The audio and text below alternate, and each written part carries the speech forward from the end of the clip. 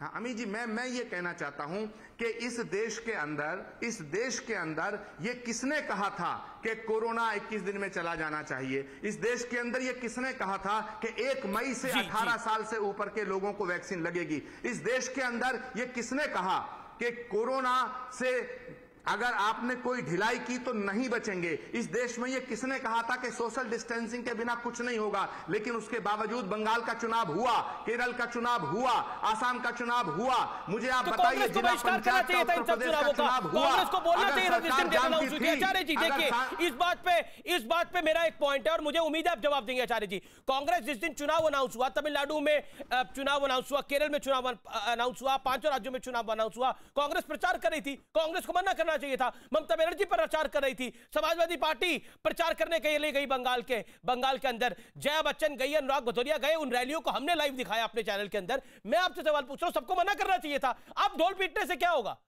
तब तो सबने चुनाव लड़े, डीएमके के साथ मिलकर तमिलनाडु में सरकार भी बना ली, और अब पूरा ज्ञान फैला जा रहा है कि चुनाव नहीं होने चाहिए थे, ये नहीं होना चाहिए था। तो उस दिन मना करते हैं आप लोग, जिस दिन चुनाव की तारीख अनाउंस हुई थी कि नहीं होना चाहिए चुनाव, बोलते हैं आप लोग। ओके, राहुल जी बोलते, प्रियंका जी बोलती, मैडम गांधी बोलती, कोई बोलता, आप बोलते। मेरा जवाब सुनेंगे? जी बोलिए। मेरा जवाब सुनेंगे? बोलिए सर। जवाब सुनिए, तसल्ली से सुनिए। जी सर। जिस पिछले साल जब कोरोना आया तो उसको नेशनल पेंडेमिक घोषित किया गया माननीय प्रधानमंत्री जी के द्वारा। जब कुंभ हो रहा था तो प्रधानमंत्री जी ने कहा कि कुंभ को सांकेतिक कर लीजिएगा। क्या प्रधानमंत्री जी अगर ये कहते चुनाव आयोग से कि देश पेंडेमिक काल से गुजर रहा है, ये केवल नेशनल पेंडेमिक नहीं है, इंटरनेशनल पेंडेमिक है, चुनाव आयोग, तो क्या चुनाव आयोग चुनाव कराता? चुनाव पोस्टपोन हो सकते थे, 6 महीने पोस्टपोन किए जा सकते थे, लेकिन प्रधानमंत्री जी ने चुनाव पोस्टपोन नहीं किए। और प्रधानमंत्री जी ने न केवल चुनाव पोस्टपोन किए, प्रधानमंत्री जी ने लाखों लोगों की रैली को संबोधित किया।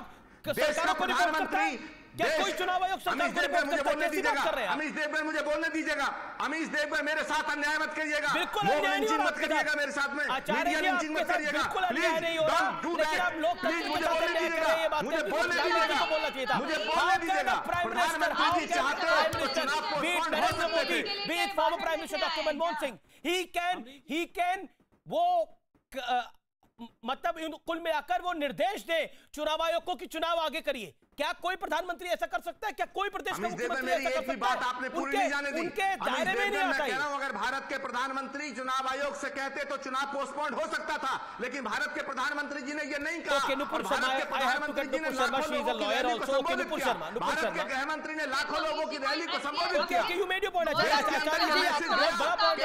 प्रधानमंत्री को बोलना चाहिए था। कोरोना हमारे को कैसे आ सकता? आचार्य जी होल्ड ऑन, नुपुर शर्मा देखिए आचार्य जी, हाथ जोड़ के आप 2019 का चुनाव हार गए, हम सब जानते हैं। आज क्यों उतावले हो रहे हैं? आज क्यों इतना चिल्ला रहे हैं आप मुझे बता दीजिए। संविधान जिस देश में है, संवैधानिक संस्थाएं हैं, संविधान का कौन सा आर्टिकल है जिसमें लिखा है कि प्रधानमंत्री देश को बाद में कर सकता है? मुझे आज बताना जरा, आर्टिकल नंबर कौन सा है वो। जब तक आप वो खोजते हैं जरा मैं को जवाब दूंगी।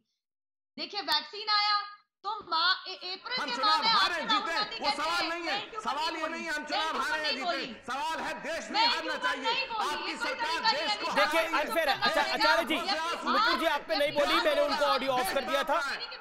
आचार्य जी अनफेयर है, आचार्य जी अनफेयर है, आप अपनी बात को रखिए ना। मैं इनके ऊपर नहीं बोली। नुपुर शर्मा को ऑडियो दीजिए, फिर सुनील यादव। डिबेट खराब होती है, मुझे बोलने दीजिए प्लीज। मैं आपसे रिक्वेस्ट कर रही हूँ अमीश, बहुत देर से। मैं पहले बता दूं तो वैक्सीन खोलो सबके लिए, ये अप्रैल में चिट्ठी लिख के राहुल गांधी ने बोला, बकायदा आपके अरविंद केजरीवाल ने बोला, वीडियो है जारी। और ये आम आदमी पार्टी के नए नवेले प्रवक्ता, इनको ये नहीं पता कि उच्च न्यायालय और दिल्ली उच्च न्यायालय और सर्वोच्च न्यायालय क्या फटकार लगाई है। निकम्मी नकारा सरकार है आम आदमी पार्टी की। तुम्हारे बस की नहीं है तो केंद्र सरकार के हवाले कर दो। 3 बार झूठ बोला द्वारका के अस्पताल को लेके, उच्च न्यायालय ने कहा बिल्कुल भी खत्म है तुम्हारी सरकार, तुमसे कुछ नहीं हो पाएगा। पढ़ के लिखते हैं नहीं, ऐसे आ जाते। चीफ सेक्रेटरी ने जो कहा है देश संस्कार के लिए, पढ़ के आइए। अभी आचार्य जी की बात का जवाब समय नहीं है नुपुर, मेरे पास इतना 10 सेकंड आपके पास आखिरी है, क्विकली। लाशों 1 सेकंड अमीश जी, मेरी प्लीज 10 सेकंड बात खत्म होने दीजिए। लाशों की लाइन लग गई, सुनील यादव जी ने कहा। देखिए निर्दोष कर सेवक, उस टाइम पे तो महामारी भी नहीं थी जब मुलायम सिंह यादव ने लाशों की लाइन लगा दी थी कर सेवकों की। तो माफी चाहती हूँ, वो कंपैरिजन नहीं है। I think this is unfair. देखिए कार सेवक वो घटना अलग थी, ये घटना अलग है बिल्कुल। हाँ तो क्या लाशों की लाइन की बात कर रहे थे, ये तरीका हुआ। ओके सुनील यादव जिसके परिवार का अमित जी 10 सेकंड दीजिएगा। क्या तरीके की राजनीति है? बिल्कुल बिल्कुल मैं दूंगा आपको कुलदीप जी, आपने मांगे 10 सेकंड। आचार्य जी भी कुछ कहना चाह रहे हैं, लेकिन सुनील यादव ये भारतीय जनता पार्टी के लोग कहां से झूठ बोलने की ट्रेनिंग लाते हैं।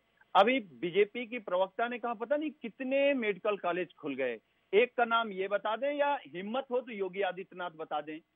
केवल जिला जो अस्पताल थे उनको आपने कागजों में मेडिकल कॉलेज घोषित कर दिया।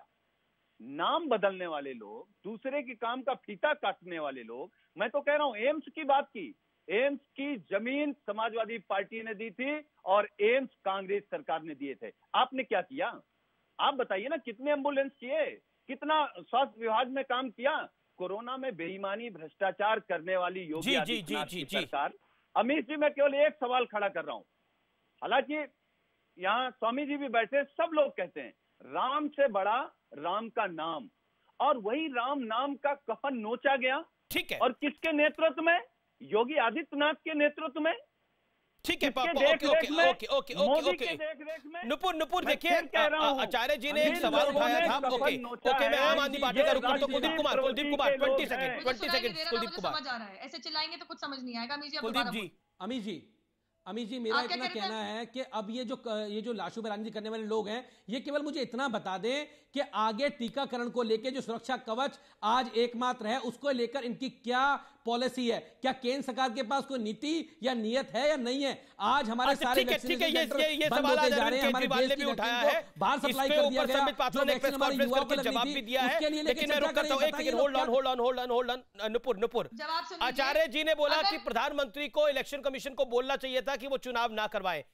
अरविंद केजरीवाल ने थोड़ी देर पहले प्रेस कॉन्फ्रेंस भी करी है। क्विकली, एक तो आपने जो कहा, आपने अभी तक जवाब नहीं दिया कि संविधान का कौन सा आर्टिकल प्रधानमंत्री जी को ये हक और अधिकार देता है कि चुनाव वो कॉल करे। ये चुनाव आयोग के अधीन आने वाला मैंडेट है। भाई साहब, थोड़ा पढ़ लिख के आया कीजिए, इतनी परेशानी नहीं होगी टीवी के ऊपर। दूसरे जो आम आदमी पार्टी के प्रवक्ता बैठे, पढ़ के आना बहुत जरूरी होता है। 15 जून तक की पूरी पॉलिसी बाहर कर चुकी है 2 हफ्ते पहले केंद्र सरकार। आज की तारीख में भी दिल्ली के पास तो अरविंद जी क्यों कह रहे हैं? वो दिल्ली सरकार, सुनिए ना मेरी बात, आज की तारीख में भी 1.5 लाख टीके। जरा मुझे बताइए 18+ की वैक्सीन के बारे में बताइए, कोवैक्सीन के बारे में बताइए। नुपुर जी, अगर आप पढ़ के आए तो नुपुर जी चैलेंज कर रहा हूं आपको, बताइए। कुलदीप जी, ये फेयर नहीं है। चैलेंज टीवी पे आपको बताइए, अगर हिम्मत है तो 18+ की वैक्सीन के बारे में बताइए, कोवैक्सीन के बारे में बताइए। आप बताइए, अगर आप में हिम्मत है तो बताइए।